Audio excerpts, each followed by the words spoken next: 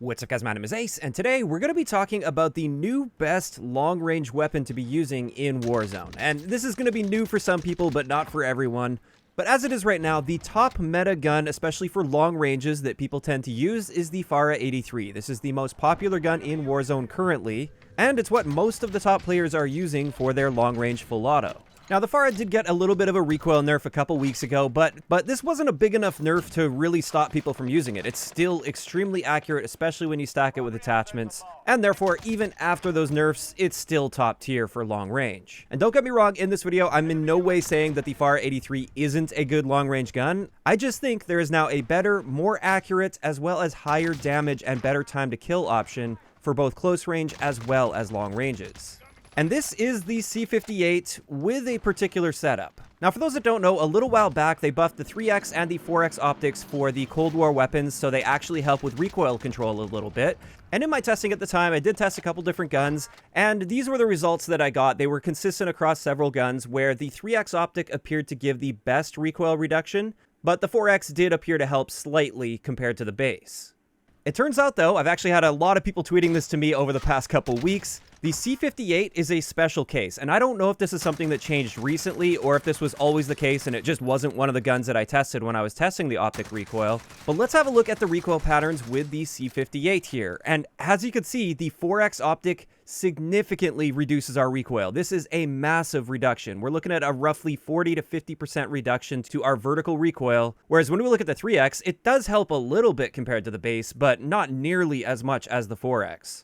Now, I was curious to see if they changed the optics behind the scenes for all guns across the board, so I actually retested the Fara, and keep in mind my recoil plot is going to look a little different than the image I showed earlier. That's because the Fara's recoil was nerfed, like I mentioned. So this is the current Fara recoil with the base, the 4x, as well as the 3x, and we can see here, again, the 3x and 4x both seem to help with recoil control a little bit, but not nearly to the same extent as with the C58 if we're looking at the 4x here. And really, the 3x and 4x seem to have pretty much the same magnitude of recoil on this. You could really go either way, and it's basically going to be the same recoil.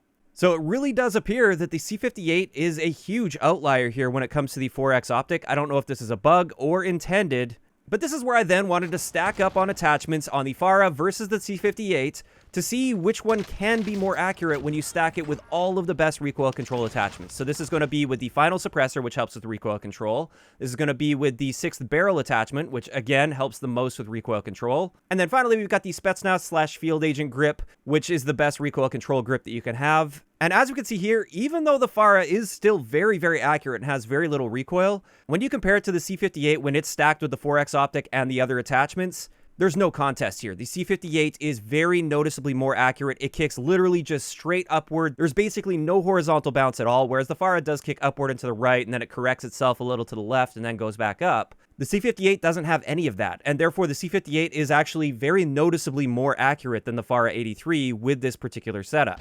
And a big thing to keep in mind here with the C58 is it's a much higher damage weapon than the Fara 83. Every shot that you land is going to be dealing noticeably more damage, and this is where I wanted to get into the next step of this, and this is just briefly comparing the time to kill potential up close as well as at range versus a fully plated enemy with full health. And up close, the C58 kills in 541 milliseconds, which is a very competitive and fast time to kill up close, whereas the Fara 83 is 600 milliseconds, which is still not bad. That's kind of more average, though. It's not super fast, but it's also not slow by any means. In either case, I just wanted to point out the C58 has a noticeably better time to kill at close range. Now, of course, we are looking mainly at longer ranges with these guns, though. These are more so designed for longer ranges, and at long ranges, the C58 will kill a fully plated enemy in 649 milliseconds, which is very fast for a long-range engagement, at least. Obviously, it's not going to be as fast as a lot of the guns we'll be killing up close, but at range, that's a very solid time to kill, whereas the Fara 83 is 675 milliseconds, which again isn't significantly slower than the C58, but it is slower by a noticeable amount.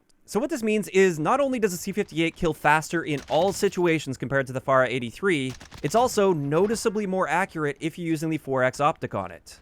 And therefore, as a result, in my opinion at least, the C58 is the superior choice for all ranges over the Fara 83, and if you haven't given it a shot yet with that 4x optic, I highly recommend you try it out.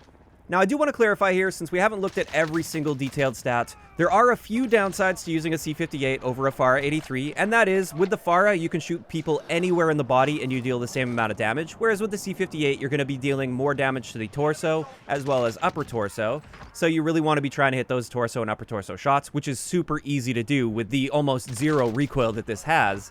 And then also, the C58 has a very noticeably slower fire rate compared to the Fara 83, and this means if you don't have very good aim or tracking, it is going to be more punishing if you miss shots with the C58 compared to a Fara.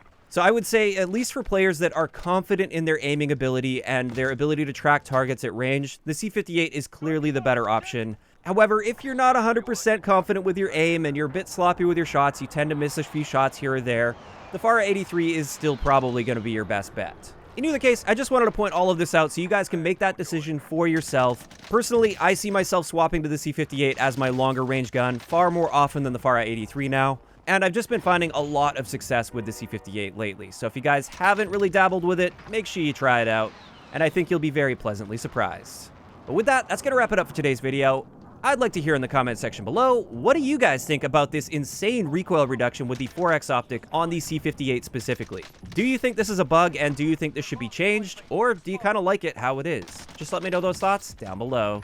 If you enjoyed the video, a like rating is always appreciated, and don't forget to subscribe for more if you haven't already. I'll talk to you guys next time.